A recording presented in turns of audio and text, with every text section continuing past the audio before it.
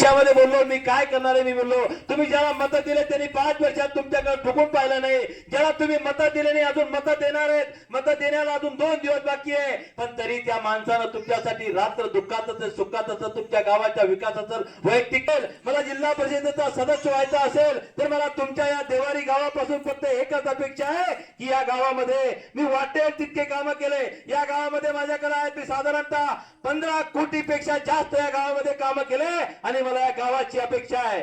या गावाची अपेक्षा मला एकच आहे की माझ्या गावामध्ये मला आणि उत्तम दादाला 90% मत तुम्हाला त्या ठिकाणी दिले पाहिजे, हीच मी अपेक्षा घेते. तुमचे मत मला मिळणार त्यात कुठल्याही प्रकारची शंका नाही, मला आघाडी मिळत त्यातही कुठल्याही प्रकारची शंका नाही. पण मला मी जर कुठल्याही जात बघितली नाही, पंथ बघितला नाही, भेद बघितला नाही, पक्ष बघितला नाही, ज्याचा फोन आला त्याचा फोन रिसिव्ह केला, एका फोन मध्ये त्याचं काम आणि दुसऱ्या फोन मध्ये त्याचं काम केलं, मी त्यावेळेला कधी तू गोरगोर आहे का कधी विचारलं नाही.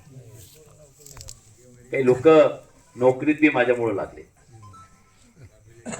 मनोज भाऊ काही लोक माझ्यामुळं मी सर्टिफिकेट काढून दिलं, अनेक भानगडी केल्या, ते नोकरीत लागले. नोकरीत लागल्यानंतर मला असे म्हणले की आम्ही तुमचा फोटो देवळात लावला. अरे बाबा देवळात नऊ नको, मला मतदानच करे दादा.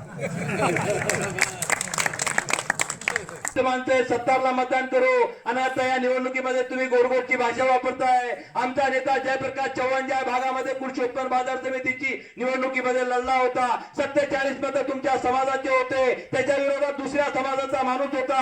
मग 47 मतांपैकी 47 मतं कोणाला मिळाले पाहिजे होते, ते जयप्रकाश चव्हाणला मिळाले पाहिजे होते. त्यावेळेला तुम्ही त्याला 7 मतं दिले, त्यावेळेला तुम्ही पक्षाचं काम केला, त्यावेळेला तुम्ही इतर समाजाच्या माणसाला दिला. आता आपल्यावर आले म्हणून तुम्ही गोडगोडचा शब्द त्या ठिकाणी वापरताय.